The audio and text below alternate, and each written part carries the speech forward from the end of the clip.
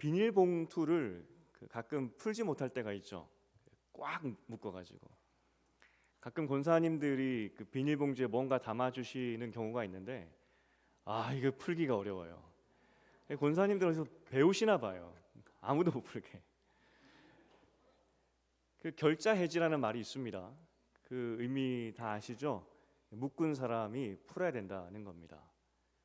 사실 우리가 어떻게 묶여 있는지 모를 때가 많고, 그래서 답답한 마음에 어찌할 바를 모르는 비닐봉지 하나처럼 사실 인생을 살다 보면은 여러 가지 일들이 꼬이고 꼬여서 풀지 못할 정도로 이렇게 얽혀 있는 것들을 많이 보게 됩니다. 결자 해지를 해야 되는데 결자 해지를 할 수 없을 정도 그렇게 묶여 있는 그런 경우들이 가끔 있다는 것이죠.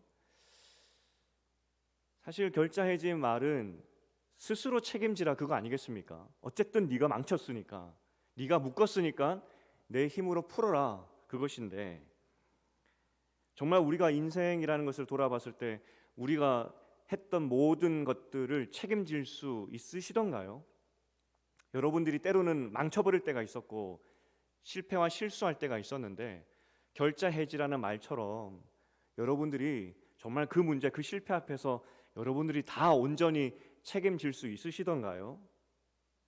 우리가 선택해서 여기까지 왔습니다. 하지만 돌이켜보면은 그 문제들에 대해서 우리가 다 해결할 수 없는 것들도 참 많더라는 겁니다. 어찌할 수 없이 흘러가는 것도 참 많더라는 것이죠. 창세기가 참 신기합니다. 책이. 왜냐하면 계속 말씀드리고 있지만 이 창세기라는 책은 가나안 땅으로 들어가는 이스라엘 백성들에게 주는 책입니다. 그러니까 새로운 나라를 시작하는, 그 건국을 하는 그 나라 백성들에게 책을 주셨는데, 천지 창조한 이야기나 인간의 타락 이야기까지는 어느 정도 이해가 됩니다. 하나님께서 이렇게 창조하셨는데 인간이 죄로 망쳤구나, 거기까지는 이해가 돼요. 하지만 이제 12장 아브라함 이야기부터 쭉 이야기가 읽어가면 그냥 인생에 대한 이야기입니다. 아브라함부터 특별히 야곱까지 그 3대에 걸친 이야기들, 그 인생에 대한 이야기들을 쭉 쓰셨다는 겁니다. 왜 그러셨을까? 사실 그 이야기 없이 율법이 바로 나와도 되는데 왜 하나님은 창세기 그 첫 번째 책에 긴 40장에 걸쳐서 그 인생에 대해서 쓰셨을까 하는 겁니다. 오늘 우리가 다시 한번 그 야곱의 인생에 대해서 보게 될 텐데, 오늘 하나님은 가나안 백성에게 들어가는, 가나안 땅으로 들어가는 그 백성에게, 새로운 인생을 시작하는 그들에게 왜 인생에 대한 이야기를 쓰셨을까? 그리고 왜 우리에게는 이 인생의 이야기가 필요한가? 그걸 좀 더 보았으면 좋겠다는 겁니다. 사실 야곱은 새 기회를 얻었습니다. 우리가 어제 보았지만 이름도 바꾸고 본토 친척 아버지 집 갔다가 다시 돌아왔습니다. 어떻게 보면은 제2의 가나안으로 돌아오는 그런 다시 기회를 얻게 된 것이죠. 이제 잘 살면 됩니다. 형과의 관계도 회복되었습니다. 형이 죽일 줄 알았는데 형이 끌어안는 겁니다. 우리가 잘 왔다고. 그리고 보았더니 형이 그 동네에 맹주가 되어 있는 겁니다. 아무도 자기를 건들 수가 없습니다. 형이 강하니까. 모든 것이 이제 잘 된 것 같습니다. 그런데 과연 야곱은 이후의 삶을 잘 살았을까요? 아버지가 편애했던 것을 봤고, 또 어머니도 성공지향적인 어떤 그런 성향에서 자기를 그 축복권을 받게 하기 위해서 그런 술수를 벌였던 것도 봤습니다. 자기 멋대로 살았을 때 이렇게 엉켜버리는 것을 보았던 사람인데, 문제는 그대로 본받아서 야곱도 편애라는 것을 하더라는 겁니다. 똑같은 실수를 하는 것이죠.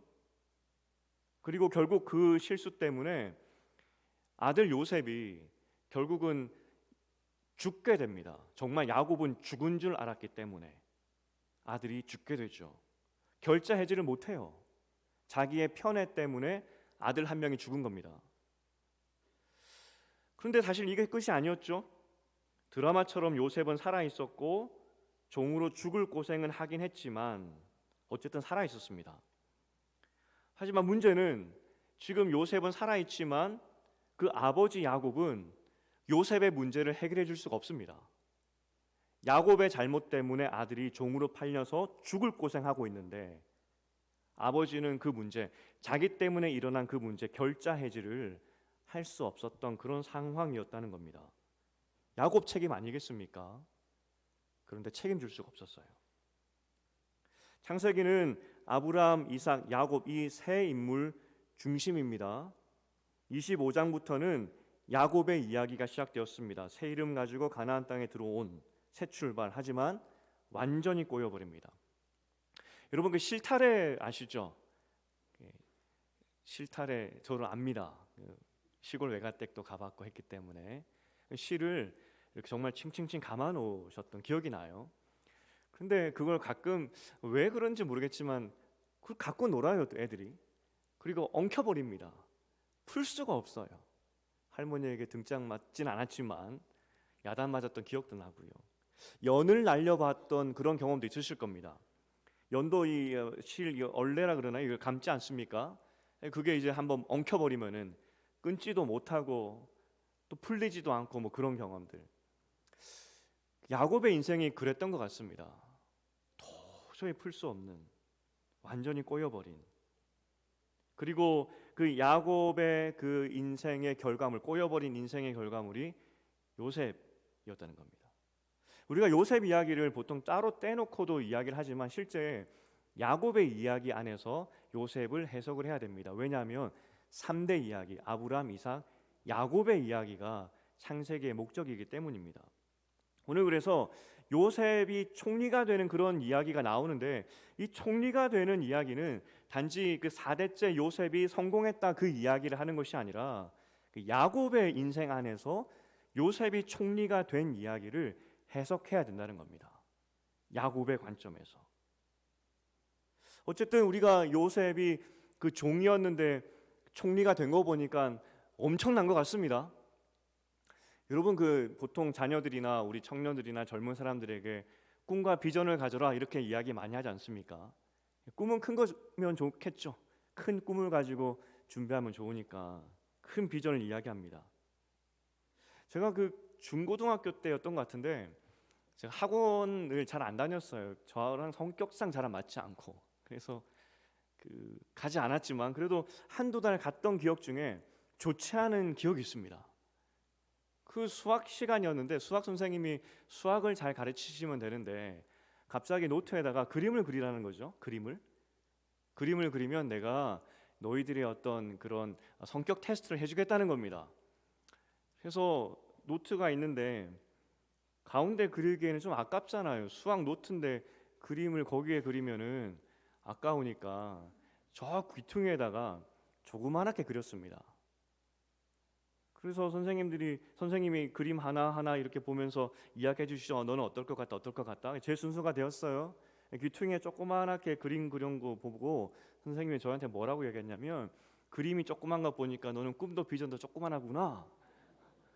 그럼 저한테 뭐라고 말씀하셨냐면은 너는 고등학교 가정 선생님 하면 딱이겠다 그러는 겁니다.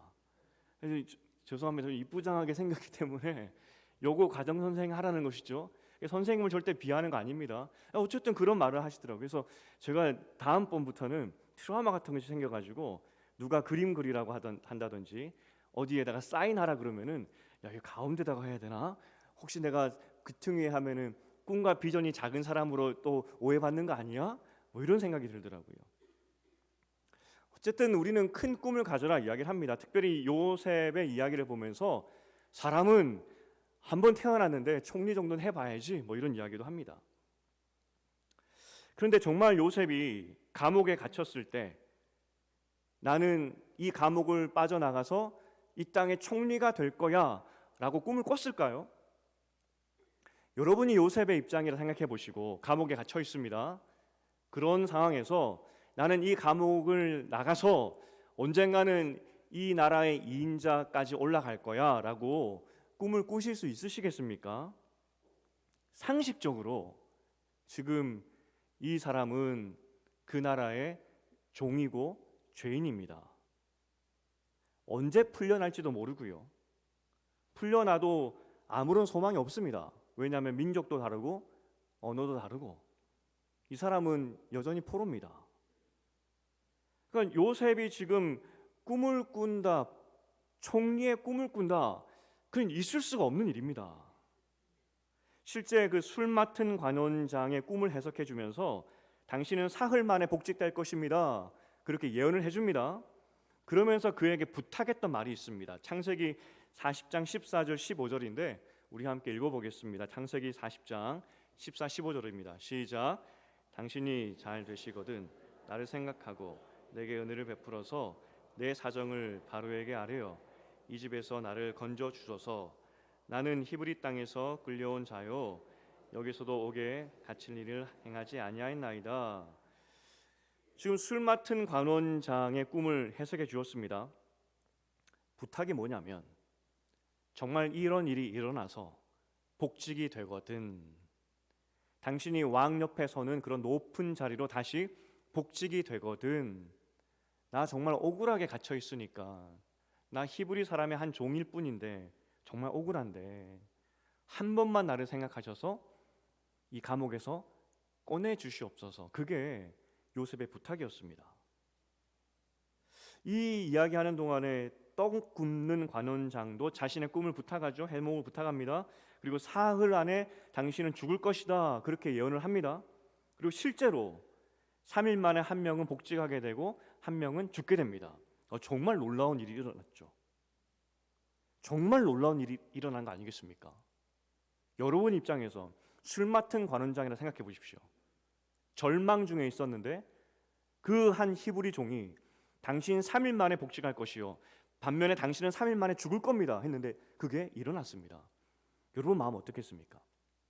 그런데 창세기 40장 23절을 한번 읽어보겠습니다. 창세기 40장 23절입니다. 시작. 네, 이게 요셉의 형편이었습니다. 간절한 마음으로 술 맡은 관원장에게 이 일이 일어나게 된다면 나를 기억해 주시옵소서라고 이야기를 했는데, 하지만 기억조차 못했습니다. 요셉이 지금 관원장에게 부탁하는 내용이 무엇입니까? 나 한 자리 주십시오. 나 정치의 꿈이 있습니다. 내 최종 비전은 이 나라의 총리가 되는 것인데 나를 당신 옆에 두어 주십시오라는 부탁이 아니었습니다. 쉬운 말로 하면 나 집에 가고 싶습니다. 나 억울하게 히브리에서 잡혀와가지고 여기에서 종살이 하다가 지금 감옥에 갇혔는데 내 꿈이 무엇이냐면 나 집에 돌아가는 겁니다. 그 의미라는 겁니다.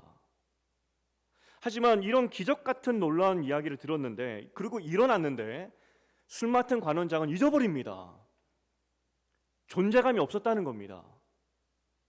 아니, 자신의 그 일어난 일을, 그 길몽을 해결해 주었고 예언해 주었는데 어떻게 이렇게 한순간에 잊어버릴 수 있을까?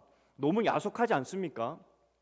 아무리 화장실 갈 때, 들어갈 때와 나올 때 마음이 다르다 할지라도 어떻게 이럴 수가 있냐는 겁니다.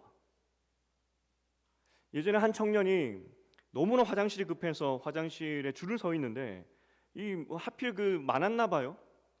줄을 서 있는데 자기 순서가 되어서 이제 문이 열리고 사람이 나오고 자기가 이제 드디어 들어가게 되었는데 그때 할아버지께서 삐짓고 들어오셔서 확 들어가더라는 겁니다. 자기도 급한데, 자기 차례인데. 그래서 그 청년이 할아버지에게 할아버지 저도 급해요, 줄 서세요 라고 이야기했더니 할아버지께서 말씀하십니다. 나는 싸서 그래. 역시 똥 이야기는 어린아이나 어른들이나 다 좋아하는 것 같습니다. 아니야, 아무리 그래도 화장실 갈 때 다르고 나올 때 다르다 한다 하더라도 어떻게 이런 기적과 같은 것을 예언해 주었고 이게 실제 일어났는데 한 사람은 살고 한 사람은 죽는 것을 두 눈 똑똑히 보았는데 어떻게 그 사람은 잊어버릴 수 있을까? 정말 요셉은 히브리 출신의 종이었고 아무런 존재감이 없었던, 그냥 나 집에 돌아가고 싶습니다 하는 것이 그의 꿈인 정말 평범한 사람이었다는 겁니다. 물론 요셉이 이 애굽에서 있었던 일들을 쭉 보면은 어디 가나 인정받았습니다. 하나님이 함께 하셔서 도와주시기도 하고 했지만 결국 오늘 이 본문을 통해서 말해주는 것이 무엇이냐면 요셉도 정말 평범한 한 청년이었고 잊혀질 법한 그런 종 중에 죄인 중에 한 명이었다는 겁니다. 그리고 그의 꿈은 집에 돌아가는 것, 그것이었다는 겁니다. 하지만 그럼에도 불구하고 그렇게 꿈을 해석해 주었고 관원장에게 부탁해 주었음에도 불구하고 결국 그는 여전히 감옥에 있는 절망의 상태였다는 겁니다. 여러분, 이 마음이 좀 이해가 되십니까? 그리고 이런 절망의 상태에 빠진 그 요셉, 이 요셉의 인생을 이렇게 만든 것은 사실 아버지였습니다. 이 상황에 있는 요셉, 그 야곱은 어떠한 도움으로도 요셉을 거기서 꺼낼 수가 없었다는 겁니다. 그 동요를 보다 보면 상식에 맞지 않은 동요들이 가끔 있습니다. 제가 그 이민교회를 섬길 때 그 아이들이 이제 한글 학교에서 발표회 같은 걸 하고 이제 또 어른들 앞에서 그걸 또 발표회를 하는데 그 보통 한국 동요를 불러요. 그 아이들은 영어가 편한 애들이기 때문에 한국말 가사도 막 꼬부라진 언어로 이렇게 막 해요. 귀엽긴 합니다. 이렇게 열심히 하는 모습들이. 그런데 그 아이들이 한 번은 그 동요를 부르는데 과연 그 경악을 금치 못하는 그런 가사였습니다. 과연 저 아이들이 그 동요 가사를 이해할까 싶었습니다. 어떤 내용이냐면 들꽃 이야기라는 그런 동요인데 한번 가사를 띄워주시겠습니까? 들꽃 이야기 PPT로 만든 것이 있을 텐데 제가 읽어드려도 상관없습니다. 제가 읽어드리겠습니다. 깊은 산속 들꽃 한 송이 바람 타고 날아와 외롭게 피어 있죠. 아기 다람쥐 살짝 다가와 작은 꽃잎 흔들며 인사하네요. 햇살 내린 어느 날 노랑나비 한 마리 하늘 날아와 저 산 너머 꽃동산에 그리운 엄마 소식 전해주고 가네요. 예쁜 바람아 살랑 불어와 나의 향기 엄마 곁에 전해주렴. 자, 조금 설명드릴게요. 그러니까 지금 꽃 하나가 지금 어떻게 하다가 그 씨앗이 날아와서 언덕 너머에 심겨진 게 될 것이고요. 근데 그때 이 노랑나비 한 마리가 날아와 가지고 산 너머에 있는 엄마의 그 소식을 전해 주었다는 겁니다. 그리고 이 꽃씨가 외롭게 피어 있는데 부탁을 하는 것이죠. 예쁜 바람아 살랑 불어와서 나의 향기를 엄마에게 전해 달라고. 정말 슬프지 않습니까? 저만 슬픈가요? 산 너머에 있는 절대로 보지 못하는 그 엄마를 그리워하는 조그만한 꽃. 그 동요가 때로는 슬프기도 한 것 같아요. 사실 요셉의 마음 아니겠습니까? 내 그리운 고향 한번 돌아가 보고 싶다. 그거였습니다. 그런데 오늘 본문에서 요셉이 새로운 옷을 입습니다.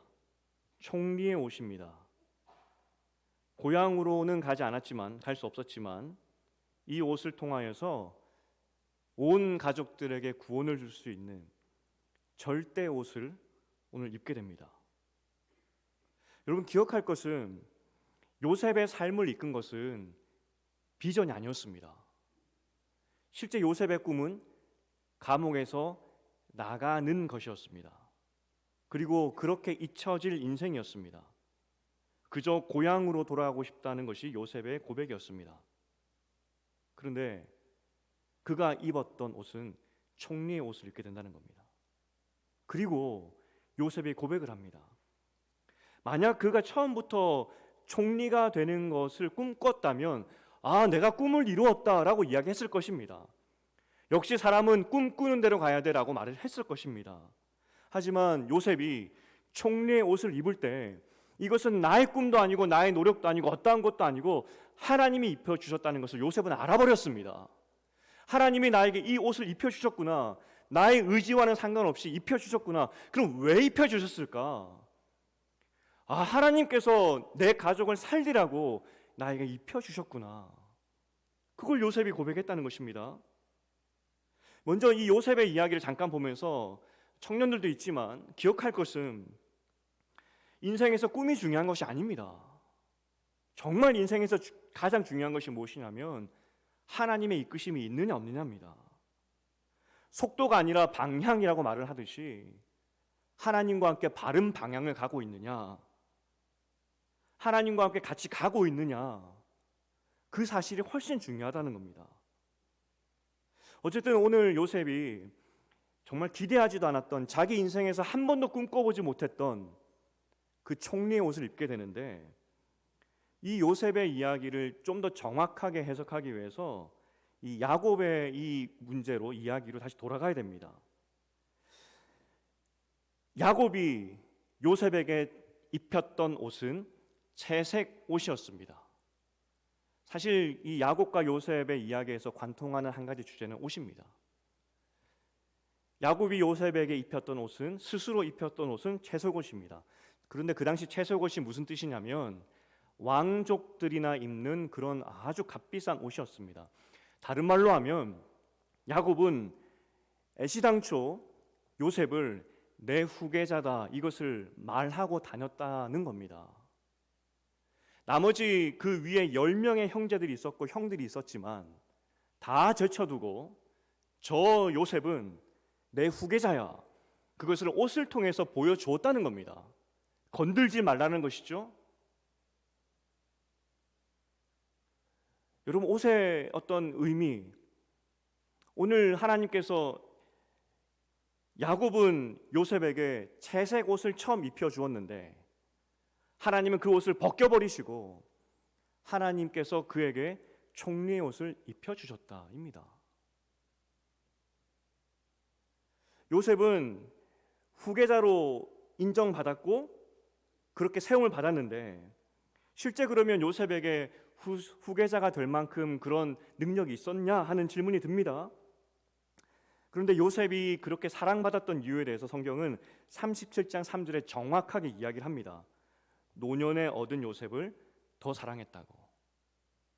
지금 야곱이 요셉에게 채색 옷을 입혔는데, 후계자로 지목을 했는데, 요셉이 후계자가 된 이유는 다른 이유가 아니었습니다. 그가 뛰어나거나 뛰어난 재능을 보였거나 그런 것이 아니라 노년에 얻었기 때문에 너무나 귀여워서, 너무나 좋아서, 그게 이유였다는 겁니다. 이삭이 에서를 사랑했던 이유가 무엇이었습니까? 고기, 너무나 맛있는 고기. 마찬가지로 야곱이 요셉을 사랑한 이유가 무엇이냐면 노년에 얻어서, 눈에 넣어도 아프지 않아서, 그래서 사랑했다는 겁니다. 요셉을 팔았던 나머지 10명의 형제들을 우리는 비난할 수도 있습니다. 어떻게 나이든 형들이 그 동생을 죽을 수 있는 그 지옥 같은 그런 노예로 팔아버릴 수 있느냐, 이렇게 생각할 수도 있겠죠. 하지만 10명의 형제들이 동시에 이 차별, 그 요셉을 사랑하는 아버지에 대해서 불만이 있었다는 겁니다. 모든 형제들이 10명이 동시에 아버지의 행동에 불만이 가득했고 극에 달했고, 그래서 그 어떠한 형제도 지금 요셉이 특혜받는 것에 대해서 이거는 당연히 그럴 수 있다라고 찬성하는 사람이 없었다는 겁니다. 그러니까 10명의 형제의 문제라기보다는 야곱에게 더 큰 문제가 있었다는 겁니다. 실제 학자들은 이 야곱의 가정의 모든 문제의 원인을 야곱에게 찾고 있는 것이죠. 그러니까 요셉이 지금 13년의 긴 이 노예 생활과 감옥 생활을 하는 이 모든 원인은 야곱에게 있는 겁니다. 죄의 결과이고요. 입히지 말아야 할 채색 옷을 입혔던 야곱의 선택, 단지 노년에 얻었던 그것 때문에 더 사랑해서 그 결과로 이 아들이 종살이를 하고 있는 것, 그 요셉 이렇게 된 것은 아버지 때문이죠. 야곱은 그런데 이것을 해결할 수가 없습니다. 어떻게 그가 종된 그를 찾아가서 구해낼 수 있으며 어떻게 종된 요셉을 찾아올 수가 있겠습니까? 그런데 오늘 본문의 이야기의 핵심이 무엇이냐면 야곱은 입히지 말아야 할 채색 옷을 입혀서 시기와 질투를 당해서 팔려갔지만 하나님이 그 요셉에게 채색 옷과는 비교할 수 없는 총리의 옷을 입혀 주셨는데 우리가 첫 절에 읽었죠. 아무도 시기 질투하지 않았습니다. 히브리 출신의 종이었는데 언어도 다르고 민족도 다른 더군다나 죄인의 신분이었는데 그가 어느 날 총리의 옷을 입고 이인자가 되었을 때 애굽의 어떤 사람도 시기 질투하지 않습니다. 요셉은 아버지 때문에 인생이 망쳐버렸고 그 아버지는 그 요셉의 인생을 결자해지해 줄 수 없었는데 하나님이 오늘 요셉의 인생에 찾아가셔서 그의 인생에 결자해지해 주시고 그에게 새로운 옷을 입혀 주셨다는 겁니다. 야곱을 대신해서 하나님이 요셉의 인생을 회복시켰다. 그게 오늘 우리가 읽었던 이야기의 핵심이라는 겁니다. 어떤 사람도 이 일을 제기할 수 없는 완전한 옷으로 하나님이 회복시키셨다. 만약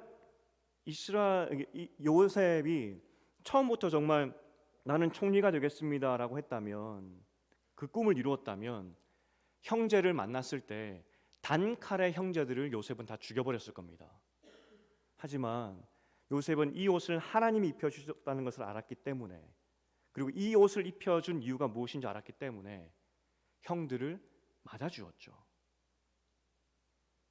이전에는 형들과 원수되었다고 한다면 하나님께서 이 옷을 입히심을 통하여서 요셉과 형제들의 관계도 회복시켜 주셨다는 겁니다.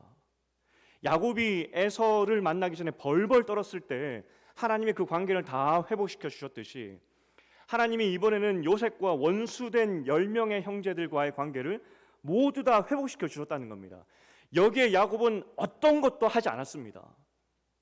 형제들이 물고 뜯고 하는 그런 싸움 가운데 있을 때 그 모든 원인은 야곱이 제공했음에도 불구하고 거기서 야곱은 어떤 역할도 할 수 없었음에도 불구하고 하나님이 나서서 야곱의 실수를 다 회복시켜 주셨다는 겁니다. 바꿔 주셨죠. 만약 이런 일이 없었다면 이후에 이제 이스라엘 백성들은 이 형제들을 중심으로 12개 지파가 되지 않습니까? 원수가 되었을 겁니다. 서로 죽이려고. 하지만 이 사건을 통하여서 야곱의 형제들은 화해하게 되는 것이죠. 이게 하나님의 완전한 결자 해지였다는 겁니다. 그러면 하나님께서 이렇게 팔려갔던 요셉의 문제는 결자 해지해 주시고 또 형제들과도 잘 화해하게 하셨는데 그럼 나머지 10명의 형제들 사실 이 사람들은 마음 가운데 그 살인자 결국 동생을 팔았다는 어떤 그런 죄를 가지고 사는 사람들이었습니다. 평생 마음 가운데 우리는 동생을 팔았던 사람이라는 그런 죄책감에 가졌던 그런 사람들의 삶이었다는 겁니다. 사실 이렇게 된 것도 결국 아버지 야곱이 그 편애했기 때문에 그 10 아들이 화가 나서 그런 거 아니겠습니까? 그러면 이것도 해결해야 되는데 이들이 동생을 팔았다는 그 문제는 하나님께서 어떻게 해결하셨을까? 그 요셉이 형들을 테스트하는 장면이 나옵니다. 형들의 그 짐 그리고 베냐민 그 동생의 짐 안에 몰래 곡식 자루에 은잔을 넣어둡니다. 그리고 훔쳐갔다라고 누명을 씌우죠. 그 형들의 반응을 알아보려고 했던 겁니다. 여러분 이 테스트의 의미를 우리가 생각할 때 단지 그 요셉이 형들을 골탕 먹이기 위해서 했다라고 생각하면 안 됩니다. 오늘 이 사건을 통하여서 하나님께서 어떻게 야곱의 가정의 문제를 해결하셨는지 그 해결의 과정으로 우리는 이해해야 된다는 겁니다. 테스트는 간단합니다. 베냐민에게 누명을 씌워서 그를 잡아두려고 합니다. 만약 여전히 10명의 형제들이 그 아버지가 사랑했던 베냐민을 시기 질투한다면 아버지에 대한 불만이 가득하여서 베냐민마저도 요셉처럼 미워하고 있다면 나머지 10명의 형제들의 마음도 여전히 미움으로 가득 찬 뭔가 해결해야 되는 그런 상황 아니겠습니까? 요셉이 누명을 쓰고 잡히게 됩니다. 만약 그들이 여전히 아버지에 대한 불만이 많았다면, 그래 요셉도 우리 팔았는데 베냐민 한 번 더 팔아버리지 뭐 하며 도망칠 사람들이었을 겁니다. 아니 요셉도 아버지께서 편애했고 우리가 그걸 너무 싫었는데, 아니 지금도 이 아버지는 베냐민을 여전히 편애하고 있는데 한 번 더 베냐민 팔아버리지 뭐, 눈 딱 감고 고향으로 가자라고 할 수도 있겠죠. 그런데 그때 유다가 나섭니다. 베냐민 대신으로 내가 인질로 잡혀 있겠습니다 라고 이야기를 하죠. 베냐민 풀어달라고 이야기를 합니다. 그리고 유다가 이야기를 하는 그 구구절절의 이야기가 나오는데 아버지에 대한 걱정으로 가득 차 있습니다. 44장에 보면 우리 아버지가 노년인데 예전에 아들 하나 잃고 얼마나 슬퍼했는지 우리가 다 봤습니다. 이제 그에게 또 다른 아들 하나가 있는데 그마저 잃는다면 그 아버지의 슬픔을 우리는 상상할 수가 없겠습니다. 이렇게 이야기를 합니다. 만약 이 다른 형제들도 이 유다의 말에 동의하지 않는 그런 사람들이 있었다면 아마 유다를 막아섰을 겁니다. 아니라고, 너 무슨 말 하는 거냐고, 그냥 베냐민 두고 가자고. 하지만 유다가 그렇게 나서서 베냐민 절대로 놔둘 수 없습니다, 차라리 나를 가두어 주십시오라고 이야기를 할 때 다른 형제들도 그 말에 동참을 합니다. 베냐민 안 된다는 것이죠.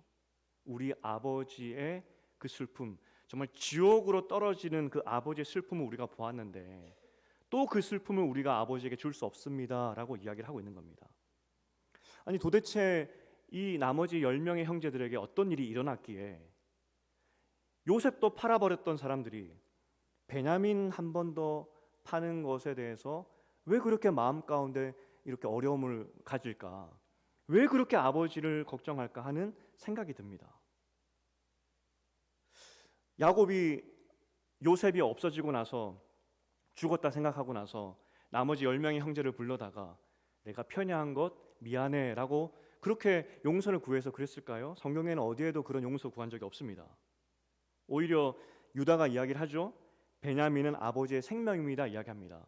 분명히 여전히 이 야곱은 이 베냐민을 편애하고 있었습니다. 요셉을 사랑하듯이 베냐민만 사랑했습니다. 그러니 생명으로 여겼죠. 근데 왜 갑자기 형제들은 요셉 때와는 다르게 베냐민을 보호해 주었을까? 사실 많은 사람들이 이 유다가 아버지를 걱정하면서 베냐민 대신 포로로 잡힌 이 사건을 보며 이러니까 유다가 결국은 이 다윗 왕을 배출한 그런 가문이 되는 거 아니냐라고 이야기를 많이 합니다. 정말 왕가를 배출한 그 가문이 유다이기 때문에 이 유다 가문을 높여주기 위해서 창세기가 이 사건을 쓰고 있는 것일까요? 요셉의 이야기가 37장에 먼저 나왔고요. 그리고 39장에 나옵니다. 38장을 건너뛰어 버리는데 38장에 어떤 내용이 나왔냐면 요셉의 이야기가 잘 가다가 갑자기 건너뛰어서 유다 이야기가 38장에 나옵니다. 근데 그 유다 이야기가 정말 기가 막힌 이야기가 나옵니다. 유다에게는 아들 셋이 있었는데 첫째 아들이 정말 악했다고 이야기를 합니다. 어떤 악했는지 행동은 나오지 않지만 정말 나쁜 사람이었다 이야기를 합니다. 이 나쁜 사람이 아들 없이 죽게 되죠. 하나님이 죽이셨습니다. 벌로. 결국 구약의 관점에서는 아들이 악한 것은 아버지 탓인데 유다가 그렇게 썩 신앙 교육이나 자식 교육을 잘 시키지 못했다는 겁니다. 유다에게 잘못이 있었죠. 첫째가 죽었기 때문에 그 며느리는 둘째에게 장가를 갑니다. 결혼을 하게 됩니다. 둘째가 형수에게 장가를 가죠. 근데 둘째도 이 하나님이 죽여버립니다. 악했다는 겁니다. 유다 집안에 분명히 문제가 있어 보입니다. 하루아침에 아들 둘을 잃어버렸죠. 유다가 셋째가 또 죽을까봐 이번에는 셋째가 좀 더 장성하여서 이 며느리 너에게 시집 장가 보내줄게라고 이야기를 합니다. 그리고 며느리는 고향에 가 있고요. 이때 며느리가 이 아버지가 시아버지가 셋째를 자기에게 결혼시키지 않는다는 것을 알아듣고 그것을 알고 이제 창녀로 변장하여서 이제 그 며느리가 시아버지의 아들을 낳는 그 말도 안 되는 장면이 38장에 나옵니다. 그게 유다의 이야기입니다. 요셉의 이야기로 넘어가다 갑자기 유다가 실수했던 내용들, 말도 안 되는 내용이 나오고 39장으로 넘어갑니다. 그래서 38장을 해석할 때 난해한 장이라고 이야기를 합니다. 이걸 어떻게 해석해야 되느냐? 어떻게 바라봐야 되느냐? 왜 하나님은 이 38장의 이야기를 여기 집어넣으셨을까? 저는 이렇게까지 해석하는 게 맞다 생각을 합니다. 유다를 포함해서 지난 10명의 형제들은 자식을 잃는 아픔에 대해서 아무도 몰랐습니다. 아버지가 요셉을 잃었을 때 그렇게 편애했던 아들이 죽었으니 나머지 10명의 형제들 입장에서는 당연한 것이고 속 시원하다 생각했을 것입니다. 아버지가 우는 그 모습을 보면서 아마 10명의 아들들은 아무도 마음 가운데 공감하는 사람이 없었을 것입니다. 하지만 그때 유다가 자식을 잃어보니, 둘이나 잃어보니 자식을 잃은 슬픔을 유다는 알게 되었고 나머지 형제들도 그 슬픔을 알게 되었다는 겁니다. 아버지가 노년에 얻은 그 아들을 그토록 사랑했던 그것은 너무나 미웠지만, 하지만 자녀가 죽는 그 슬픔을 이제 유다를 통해서 그들이 직접 보았을 때, 아, 이게 정말 슬픈 일이구나, 우리가 해서는 안 될 일을 했구나, 이들이 깨닫기 시작했다는 겁니다. 사랑하는 사람은 이렇습니다라는 책이 있었습니다. 그 책을 우연히 가지게 되었고 읽게 되었는데 구구절절한 그 아들을 그리워하는 그런 내용이었습니다. 등산을 갔다가 잃게 된 아들에 대한 내용이었는데 그 아버지가 너무나 슬피 그 책을 쓰고 있어서 저는 외동 아들이었나 싶었습니다. 그 책을 계속 읽다 보니까 5명 중에 1명의 아들이었습니다. 5남매 중에 1명이었죠. 남은 4이 있는데 왜 저렇게 슬퍼할까 하는 생각도 들었습니다. 심하다 싶을 정도로 아버지가 슬퍼했습니다. 제 마음가운데 어떤 생각이 들었냐면, 이 사람은 예수 믿는 사람일까? 그 사람에 대해서 찾아보았습니다. 그 사람이 누구였냐면 유명한 신학자였습니다. 제가 그 책을 다 읽고 어떤 결론이었냐면, 야, 정말 자녀를 잃은 슬픔은 그 누구도 알 수 없는 것이구나, 그게 제 결론이었습니다. 오늘 유다가 아버지를 위해서 그리고 베냐민을 지키기 위해서 인질로 잡히기를 간청한 것은 아버지에게 또다시 그런 슬픔을 줄 수 없다는 겁니다. 내가 경험해 보니 또 그 슬픔을 줄 수 없습니다. 38장을 하나님께서 왜 갑자기 거기서 쓰게 하셨을까? 37장에서 요셉을 판 것에 대해서 형제들이 후회하고 이것이 죄라는 것을 깨닫게 되는 계기가 38장이었다는 것을 알려주게 되는 겁니다. 그리고 나중에 다시 요셉을 만나게 되었을 때 그들이 아버지에게 다시는 그런 슬픔을 주지 않는 사람이 될 수 있도록 하나님이 38장에서 일하셨다는 겁니다. 야곱은 다 헝클어졌습니다. 누구도 야곱의 편에 설 수 없는 그런 인생을 살았는데 결국 그 헝클어졌던 인생을, 그 실타래 같은 그 인생을 누가 풀어주셨느냐? 하나님이었다는 겁니다. 야곱의 입장에서는 어느 날 눈 떠보니까 죽었던 요셉이 살아있었고요, 원수 같아야 할 형제들이 부둥켜 안고 울고 있었고요, 자신을 미워했었을 것이다, 반드시 저들은 나를 미워할 거다 생각했던 그 형제들이, 그 자식들이 자기를 걱정해주고 있는 것을 발견하게 되는 것이죠. 완전히 엉켜버렸는데 하나님이 그 인생의 모든 문제를 해결하셨다는 겁니다. 요한복음에 이 비슷한 이야기가 비유로 나옵니다. 포도나무 비유인데 요한복음 15장 2절을 우리 함께 읽어보겠습니다. 요한복음 15장 2절입니다. 시작. 무릇 내게 붙어 있어 열매를 맺지 아니하는 가지는 아버지께서 그것을 제거해 버리고 무릇 열매를 맺는 가지는 더 열매를 맺게 하려 하여 그것을 깨끗하게 하시느니라. 원어에 보면 깨끗하게 정리하여라는 그 단어를 보면은 정말 말 그대로 가지가 지저분하게 났는데 깨끗하게 정리했다는 겁니다. 포도를 길러 보신 분 아시겠지만 포도는 넝쿨입니다. 자기 멋대로 자랍니다. 완전히 엉켜버립니다. 그때 이 가지를 정리해 주지 않으면 이 나무는 제대로 자랄 수가 없습니다. 나무의 본능은 그러합니다.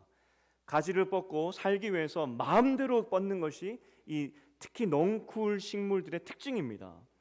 그때 완전히 엉켜버려서 이렇게 뒀다가는 죽을 수밖에 없는 열매 맺지 못하는 그 나무를 농부가 와서 깨끗하게 정리했다는 것이 이 포도나무의 비유의 핵심이라는 겁니다. 우리의 인생을 보면서 말씀하시는 것이죠. 우리도 어느 순간 봤더니 살기 위해서 가지를 뻗고 엉켜 있는 것이 실타래 같은 것이 우리의 인생인데, 목자 대신 그 예수가, 그 농부 대신 예수가 우리 인생의 문제를 깨끗하게 정리하여서 열매 맺는 인생으로 바꾸어 주신다는 겁니다. 창세기에서 길게 왜 3대에 걸친 이야기를 하시겠습니까? 특별히 야곱의 인생은 새 기회를 주었음에도 불구하고 그는 결국은 모든 것이 엉켜버렸던 그런 형편없는 인생을 살았던 사람이 야곱이었습니다. 그 아버지의 잘못 때문에 아들은 죽게 되었고 12명의 형제는 원수가 되었던 것이 야곱의 인생이었습니다. 하지만 야곱이 알지 못했던 그 순간순간에 하나님이 각자의 그 자식들의 인생들에게 가셔서 야곱이 만들어놨던 그 엉켜버린 그 실타래들을 다 해결해 주시고 결국 야곱이 상상하지 못했던 모든 문제들이 해결되는 것을 보게 하시는 것이 하나님이라는 겁니다. 창세기에서 분명히 인생에 대해서 이야기를 합니다. 우리 인생이 그러하다는 겁니다. 가나안 땅에 들어가는 백성들에게 말씀하십니다. 너희도 결국 야곱과 같은 인생을 살 수밖에 없는 것이 인생이지만 그럼에도 불구하고 우리의 인생이 세상 사람들과 다른 인생이 되는 것은 농부 대신 예수가 엉켜버렸던 실타래들을 완전히 해결해 주실 것이기 때문에 너희는 다르다라는 것입니다.